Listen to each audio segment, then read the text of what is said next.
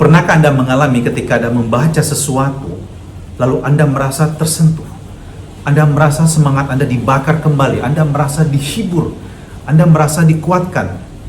Yes, kata-kata memiliki kekuatan. Words have power.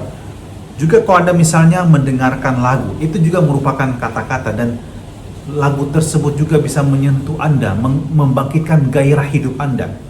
Kalau Anda membaca sabda Allah atau mendengarkan renungan, seringkali orang merasakan sabda Allah tersebut sungguh menyapa dirinya, atau mendengarkan doa dan Anda merasa sungguh dikuatkan, Anda merasa diteguhkan dalam situasi yang saat ini juga mungkin Anda hadapi tidak ringan.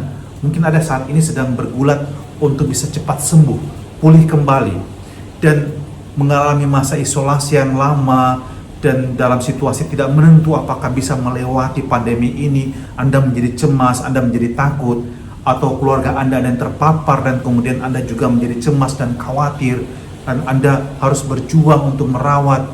Tetapi ketika Anda diteguhkan dengan kalimat-kalimat yang Anda dengarkan, entah terungkap dari mulut orang, atau Anda baca dalam kitab suci, atau Anda dengarkan misalnya lewat siaran YouTube atau dari manapun juga, Anda merasa Anda tidak berjuang seorang diri. Anda tahu di sana ada kuasa Tuhan yang menjamah Anda.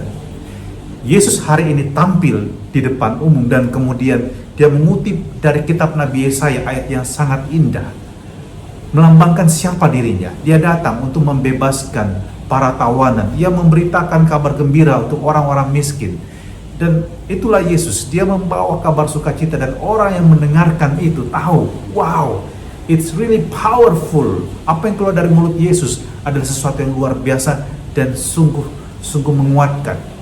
Dan kalau kita belajar dari pengalaman hidup Yesus, kalimat yang kita ucapkan, kalimat yang kita tuliskan, kalimat yang kita baca atau yang kita dengarkan, itu semua memiliki kekuatan yang juga dapat membantu hidup kita.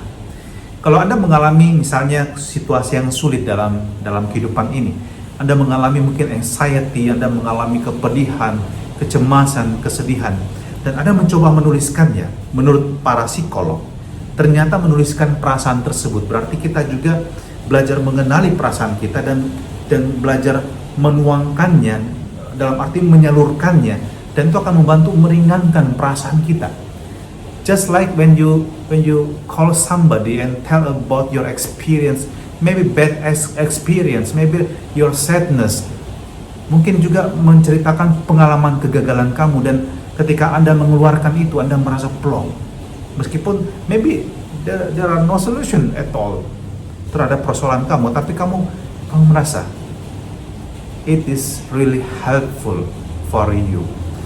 Dan mari kita belajar juga untuk mengungkapkan apa yang kita rasakan dengan kata-kata. Dan kita juga belajar kalau kita mengalami situasi yang sulit, bacalah, dengarkanlah kalimat-kalimat yang mungkin bisa membantu kamu, baik itu dalam bentuk tulisan, dalam bentuk doa, dalam bentuk renungan. Itu bisa menguatkan kita. Dan sekali lagi, apapun juga yang kita ucapkan itu dapat membantu orang lain untuk menjadi lebih baik, atau justru bisa menghancurkan hidup orang lain.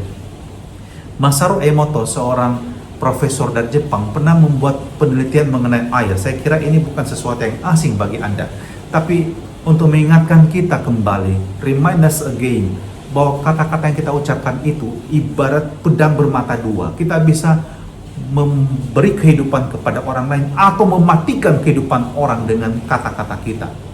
Percaya atau tidak, lihat penelitian Masaru Emoto.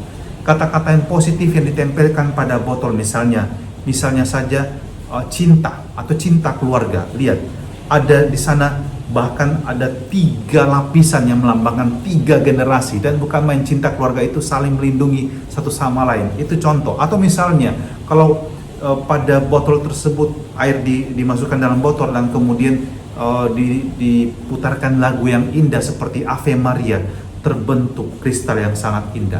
Tetapi sebaliknya, kalau yang terjadi adalah Anda menulis kata tidak bahagia, yang terjadi adalah sebuah kristal yang tidak sempurna.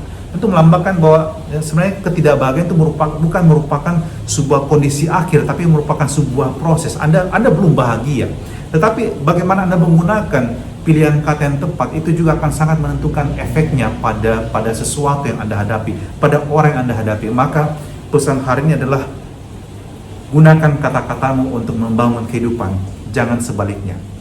Kehidupan dirimu sendiri dan juga kehidupan sesama. Bapa dalam surga, kami percaya sabdamu penuh dengan kuasa, dan kami mohon semoga sabda kehidupanmu senantiasa menjiwai kami. Dan bagi jiwa yang saat ini sedang mengalami kebimbangan, kecemasan, ketakutan, Tuhan, kami mohonkan agar rahmat-Mu menjamah mereka, sabda-Mu menguatkan mereka, meneguhkan mereka, dan menyembuhkan hamba-hamba-Mu yang sedang mengalami saat ini situasi yang sulit, yang sedang sakit. Tuhan, Kau jamah dan berkati mereka, Tuhan.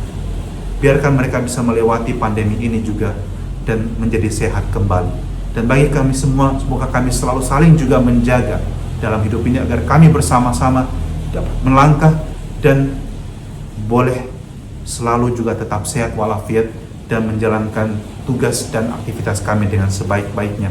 Dan berkatilah kami semua dengan berkat-Mu yang Maha Kuasa, dalam nama Bapa dan Putra dan Roh Kudus. Amin.